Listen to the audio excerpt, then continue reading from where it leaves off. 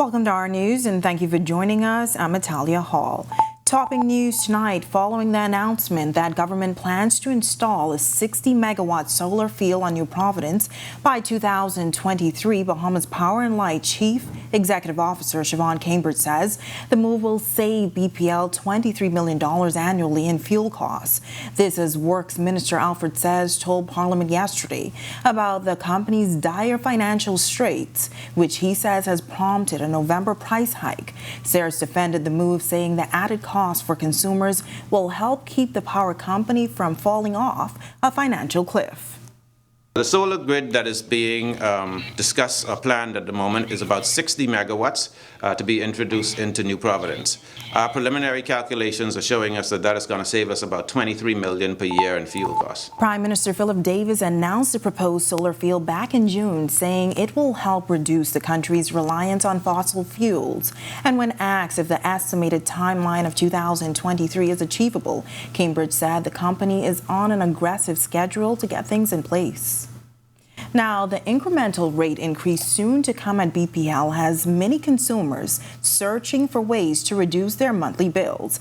On Tuesday, we mentioned easy swaps like changing your light bulbs, but tonight we're talking big picture changes like switching to solar power. Marlena Leonard reports.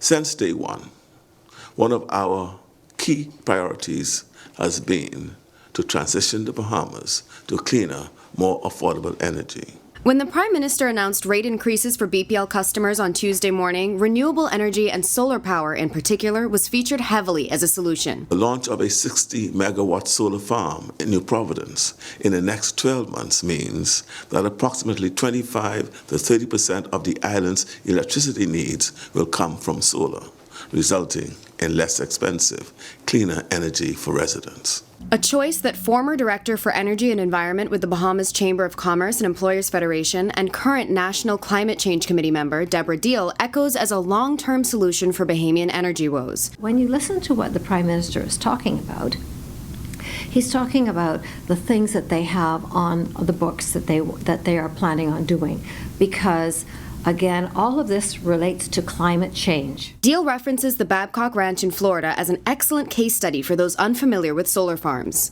Basically, it was a town that was created 10 miles north of Fort Myers. It's entirely run on solar, and it's run by Florida Power and Light. It has over 1,000 homes in the town, and during the Hurricane Ian, they did not lose power, they did not lose water, and they did not lose internet. And of course, you don't have to wait for BPL to be powered by solar to see the difference. You can start with your own home or business. You can now purchase all of the items to do a solar array for your home, and they're now all duty-free. Once you put the solar in your house or in your business, the fact that you have no bill, it's immediate. It may cost time to pay off the whole thing, but you see it immediately. You have no bill. Reporting for Our News, I'm Marlena Leonard. Thanks for that report, Marlena. Now, the BPL employee who made the rounds on social media for defending himself while on duty is telling his story. He says the incident took him by surprise and is cautioning his fellow BPL employees to avoid conflict at all costs. Berthing McDermott reports. Gabriel Gordon works in the Credit and Collections Department at BPL. He says during a routine work order, something unusual happened. He says he was met by a couple. I had a discussion with them, mainly with his wife, and she was basically asking me about the different things that I do with BPL, but in a way telling me what I needed to do as a disconnector, which of course was something that I should not be giving her, which is information from someone else, since it was in her account. So after that discussion, she left, visibly upset. Gordon says he continued his work when the husband who was seen in the viral photo appeared. I avoided contact with him for as long as I could, for about 50 feet, and when I could not, I just simply wrestled him to the ground, and I held him for about 7 minutes until the police came. This incident occurred on Paradise Island, and the man in the photo was fined and ordered to leave the country. The longtime BPL employee says the incident took him by surprise, adding that this never happened before. Gordon says in addition to working out, he's been training in martial arts for 23 years. He had this bit of advice for fellow co-workers who may end up in a similar situation. Avoid conflict. So as best as you could to avoid the situation. You want to get away from it, and that is something that I did. It took about 50 feet of attempting to get away from him before I knew that I had to get physical with him. So firstly, you want to avoid. If you are unable to avoid, it's good. If you have martial arts training, you're working out where you can be able to at least defend yourself to a certain extent, and once you can do that, just to move out of the situation, out of harm's way, or to get to the police. Reporting for Our News, I'm Berthany McDermott. Temperatures feeling a bit cooler in the capital today. Meteorologist Greg Thompson is in the Weather Center. Greg? Thanks, Natalia, and welcome everybody for our first look at weather. Current conditions outside our studios, 85 degrees with a few light sprinkles out there. The winds out of the northeast at 13 miles per hour, and your feels like temperature hanging out at the 80-degree mark. Satellite view, not much to talk about. We have a weak frontal boundary draped across the northwest Bahamas, now pushing into the central Bahamas. That's bringing a few isolated small showers across portions of the northwest and central Bahamas. That boundary should wash out. We do have a second boundary near the southeast Bahamas that's also lending some support to some showers across Inagua, Turks and Caicos Islands. Conditions will be improving. We should see a slight uptick in the winds later on tonight to tomorrow. That's your first look at weather. Your extended forecast is still to come. Still to come on Our News, 2 police officers head back to court for a second time for the death of a man who was in their custody. Plus, how long will masks be required in schools? Insight is coming up. And standing strong, how Sister is helping breast cancer fighters. That's coming up when Our News returns.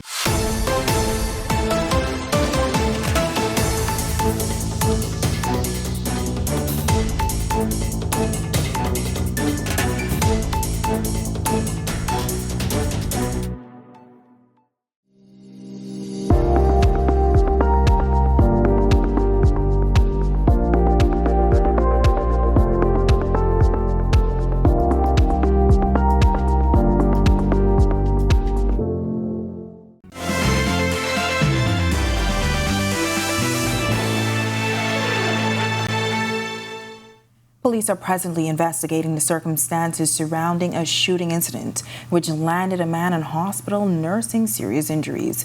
Police say they have no details on the shooting as they were only informed about the matter after getting a call from the hospital saying a man with multiple gunshot wounds had showed up for treatment.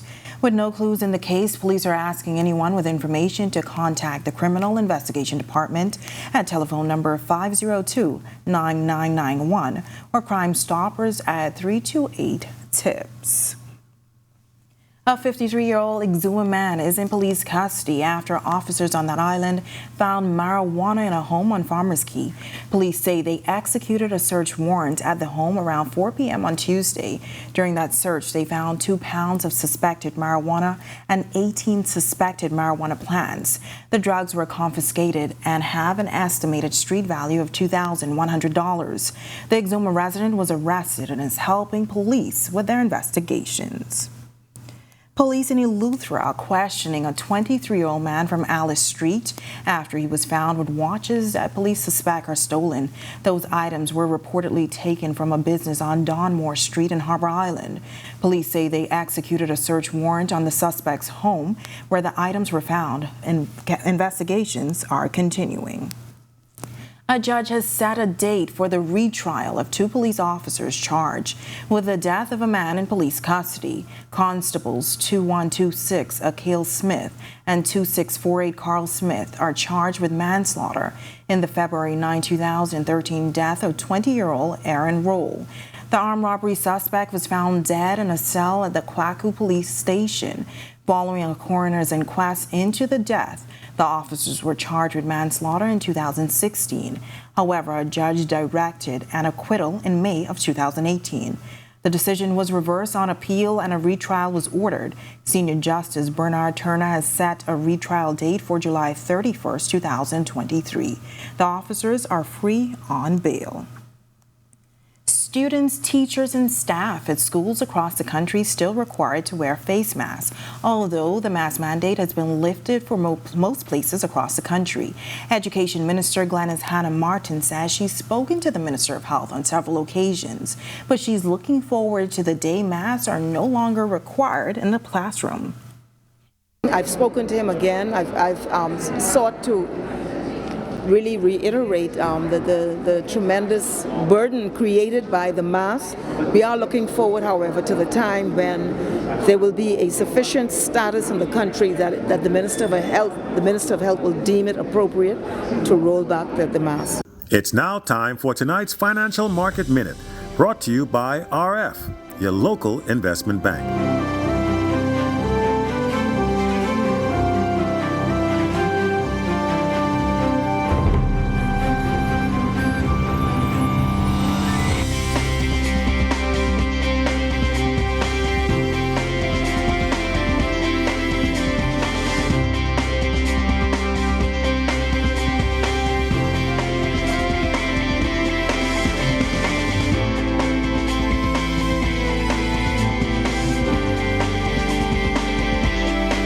This has been your Financial Market Minute.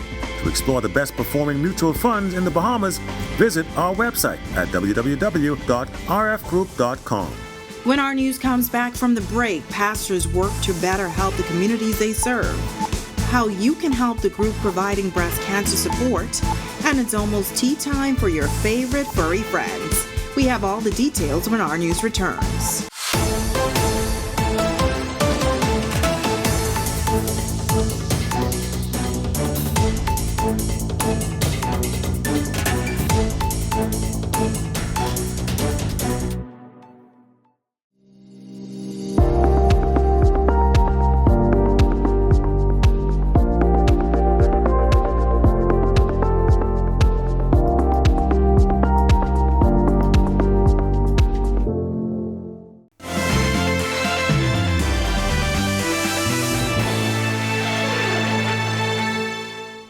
This is Our News. Welcome back. The Davis administration today signing a heads of agreement for a project in Long Island. The signing taking place at the office of the Prime Minister. Attending the event were officials from Azul and Calypso Cove destinations. Deputy Prime Minister and Minister of Tourism Chester Cooper says the project will give that island a much-needed economic boost. It's a positive movement for an island that has not had a significant level of development for some time. Azul Destinations Limited and Calypso Cove Destination Limited were approved to develop an independent cruise port terminal destination, marina, and a luxury residential resort community development to be known as Calypso Cove. It's situated in the vicinity of the settlements of Gordon's and Mortimer's, Long Island. The capital investment is in excess of $250 million. Several churches are joining forces in a newly launched fellowship. Their goal, to have a greater impact on communities across the island. Bertha McDermott explains why organizers say this fellowship will be like no other. Kingdom Connect Fellowship founder Apostle Raymond Wells says the new fellowship will advance the kingdom of God, but what will that mean for the local community? Wells says the plan is to have a bigger footprint. A part of the plan is to also empower leaders while focusing on families. So we're going to help single mothers. We're going to do sessions and have empowerment session where we can empower our young men and young women in these different communities. That was going to help to bring transformation. All right? My people are destroyed for the lack of knowledge, and a whole lot of what we're seeing happening in the country is out of the lack of knowledge. A focus on the community unnecessary venture as more men are lost to gun violence. Just recently, the murder count hit triple digits after 3 were brutally killed over the weekend, and a bus driver was killed in broad daylight on Tuesday. Violence is also reaching the schoolyard. A few weeks back, a teen boy was stabbed at Anatole Rogers High School during a lunchtime brawl. So we want to be able to empower people to bring transformation, because it must be transformation internally before it can ever be transformation externally. And that's what the fellowship is going to be about. The fellowship's launch is slated for this Friday at Living Waters Kingdom Ministries. At the moment, at least 12 local pastors will be a part of the fellowship. Pastors from the United States will also be tuning in virtually. We are focusing on the Bahamas and the Caribbean. That's what's going to make us different. What's going to make us different, we're going to be about the community. We're going to be about getting in the community, using all of these pastors. A whole lot of times we have pastors and churches who are doing things single-handedly. So you got a church that's doing something in their community, and they struggle to do that by themselves. But if we can come together corporately, where we support churches in communities, they will be able to do more. Reporting for Our News, I'm Berthany McDermott. Thanks, Berthany. It is a message as old as time. Early detection is the best protection. As we continue to raise awareness on breast cancer this month, our Megan Shepherd sits down with the president of the Sister Breast Cancer Group, who shares how the community can join forces for survivors. 73-year-old Andrea Sweden has faced her share of health challenges over the past 20 years, but her smile is one that will still fill you with warmth. Some 22 years ago, her journey began. January 5th, 2000 is when I took off the right breast. I wanted to find out from him too then why he couldn't do the left at one time, and he said, well, insurances don't pay for well breasts. So that was it. At the time, bilateral surgery was not available. That only started when the U.S. Ambassador Siegel came to the Bahamas, and his wife, Miss Stephanie, came down with the disease. And she was the person who brought in the persons from Canada as well as the U.S. to do the genetic testing. We tested over 1,000 women at the Cancer Society, and 950 of those came back carrying the gene. In 2020, Sweden was finally able to have her left breast removed, beating cancer for the second time. Her message: there is life after the diagnosis. But with life, there comes challenges. And for Sweden, there was definitely more to life. In 2018, I lost my husband. And in 2019, 5th of September, I didn't even have a chance to go to that prep breakfast, is when I had the stroke. My whole left side was compromised. So I couldn't walk and I couldn't talk. And I'm so thankful now that's what I'm doing. I could walk and I could talk. Still working with the left hand. The fingers don't bend, but I have feelings in the palm as well as my tips. And as to what keeps her going and full of life? I wish I could say myself exactly what it is, but I'm so grateful to each of every one of you for your prayers, your concerns, your upliftment. It's sustaining me. That is the main point. And that is what we have to realize, that you can't do it all on your own. You rely on others as well. Reporting for Our News, I'm Megan Shepherd. Still ahead on Our News tonight, is it finally beginning to feel like fall? Well, Greg is back with our extended weather forecast. And teeing up for cats and dogs, we'll tell you how you can help the cause when Our News returns.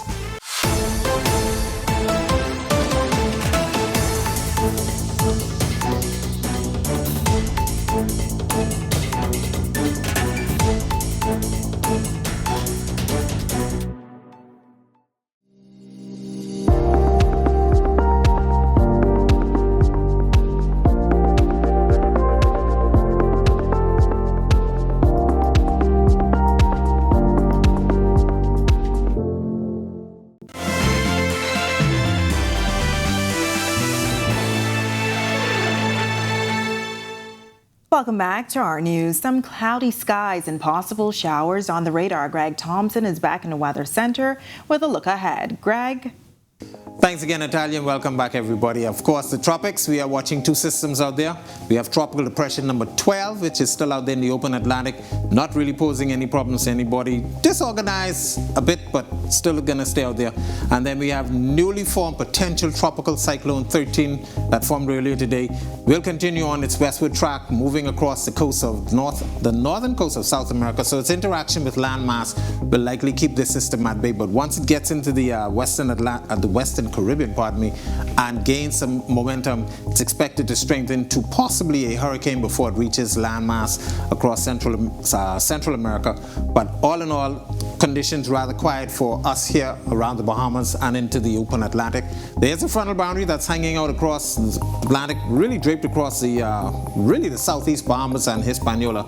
Not much activity associated with that frontal boundary. Most of the activity is out in the open Atlantic, but there is a very weak reinforcing front across the northwest Bahamas that we really not noticing much of. A couple of small showers with that, but winds will be picking up as high pressure builds behind that for the next couple of days, so looking for some breezy conditions over that time frame. Of course, as I mentioned, that trek towards the west with potential tropical cyclone number 13. Not really going to pose a problem. High pressure to the north of that will keep that system at bay. Boating forecast for all areas tonight to tomorrow. Small craft, use some caution. Believe it or not, we still have some swells out there from what was once Ian, but it's basically going to be affecting us. Northeast to east winds at 15 knots. Seas running 3 to 5 feet. They will be slightly higher in those swells. Your tide is presently high. It will be low at 19 minutes past midnight. Here's a look now at your national forecast.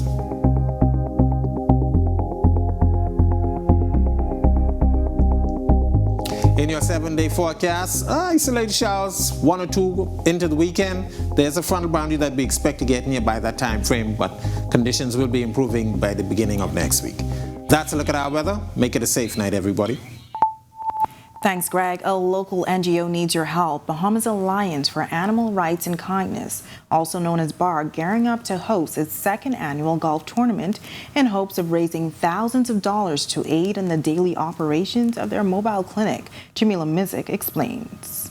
You may have seen the BARC mobile clinic in your neighborhood, and if you're wondering what they've been up to, the mobile veterinarian team has been offering free spay and neutering services to dogs and cats across the island. But in order to continue their efforts, BARC Chairman Laura Kimball says they are once again hosting a major fundraiser. She says their goal is to raise $100,000 at this year's golf tournament. Last year we raised $64,000, so we definitely hope to get closer to $100,000 this year, and that will all go towards helping run the mobile clinic. BARC has been in operation since 2009 and continues to work with local vets. However, Kimball is stressing the importance of having a mobile clinic. We do anywhere between 17 and 25 surgeries a day, about 4 to 5 days a week, depending on our scheduling. We are right there in the communities. It's easier for people to bring their pets in.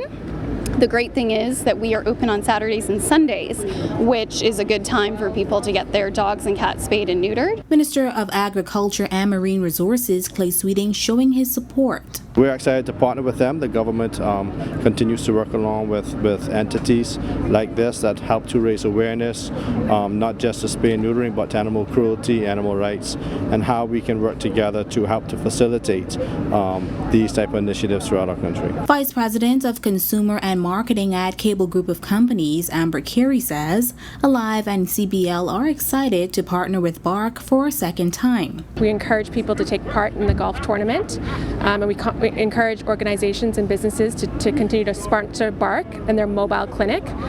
And we believe that we are committed to BARC and their 5-year achievement to significantly reducing the stray animals throughout the Bahamas, and we will continue to partner with them in the years to come. Now the golf tournament will be held on Sunday, December 11th at the Ocean Club Golf Club.